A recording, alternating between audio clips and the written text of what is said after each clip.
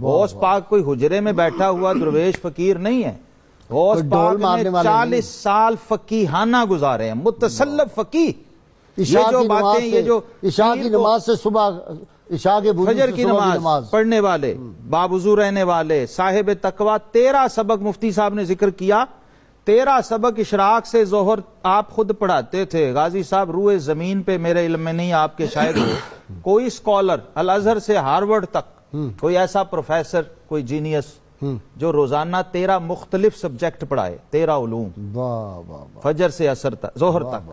وہ صرف شہنشاہ بغداد غوث پاک کی ذات ہے. اور تلبیس ابلیس کے مصنف علامہ ابن جوزی, جن کا خیال تھا کہ صوفی ہوتا ہی جاہل ہے, اور وہ مانتے ہی نہیں تھے صوفیوں کو, اور بہت بڑے امام تھے.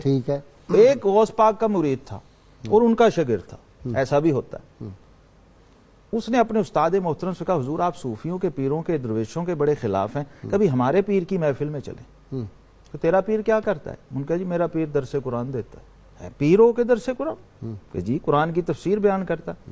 تو کہا میں نے وہاں جا کرنا, میری ساری عمر قرآن پڑھتے پڑھاتے گزر گئی ہے, میں نے ہزاروں علماء بنائے. کہا نہیں ایک بار چلے. وہ اصرار کر کے مرید لے گیا, اور حضور غوث پاک کی محفل کا یہ عالم ہوتا تھا کہ قاری ایک آیت پڑھتا یا 3 آیتیں, اور پھر غوث پاک اس کی تفسیر بیان فرمایا کرتے تھے.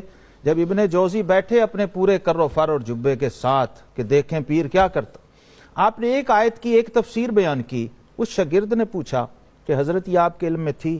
آپ نے فرمایا ہاں یہ میں نے پڑھا ہوا ہے. پھر آپ نے اسی آیت کی دوسری تفسیر بیان کی. پھر اس نے پوچھا, وہ اس بات میں جواب دیتے کہ 12 تفسیریں آپ نے بیان کر دیں. وہ کہتے رہے ہاں میرے علم میں ہے. پھر جب 13ویں آپ نے بیان کی تو ابن جوزی نے کہا میں نے پہلی بار سنا ہے. آپ نے اس ایک آیت پہ 40 تفسیری اقوال پیش کیے, اور ابن جوزی دنگ رہ گئے کہ کوئی درویش و صوفی قرآن پہ اتنی دسترس بھی رکھ سکتا ہے اور اتنا عبور بھی. لیکن ہمارے لیے سمجھنے کی بات ہے, غوث پاک کا درس یہاں ختم نہیں ہوتا تھا.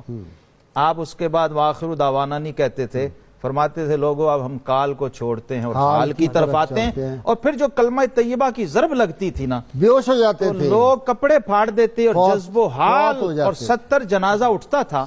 اسی مجلس میں ابن جوزی طائب ہوئے تھے, اور انہوں نے بھی جبہ پھاڑ دیا تھا. واہ, تو یہ پرانی کتاب لے کے لوگ بیٹھے ہوئے ابن جوزی. تو انہوں نے کہا تھا شیخ آج میں نے بھی کال چھوڑا اور میں بھی حال کی طرف, لوٹ پوٹ ہو گئے تھے.